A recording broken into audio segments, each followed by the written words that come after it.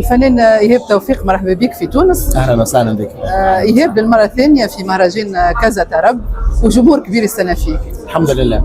يعني بتمنى ان شاء الله يعني يكون في كل مره يكون الجمهور اكبر واكبر وكل مره يكون عندنا جمهور بيتكرر معانا وجمهور تاني جديد يجي يحضر معانا الحفلات.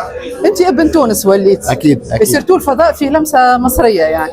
احنا في كل الديكور اللي معمول، الديكور الفرعوني والمصري القديم، فمكان رائع جدا. وبقول لكل الناس اللي موجودين في تونس وحتى خارج حدود تونس لو عندهم حظ ان هم يجوا يزوروا تونس يبقوا لازم يجوا هنا في كازا طرب. الاجواء الرمضانيه في تونس كيفاش لقيتها؟ لسه ما شفتش. انا جيت النهارده على تونس الصبح، رحت ارتحت شويه وقمنا فطرنا وجينا على هنا على طول. اجواء جميله ورائعه، وان شاء الله تكون اكثر جمالا وروعه مع حضورنا مع الجمهور ان شاء الله النهارده. شكرا. شكرا.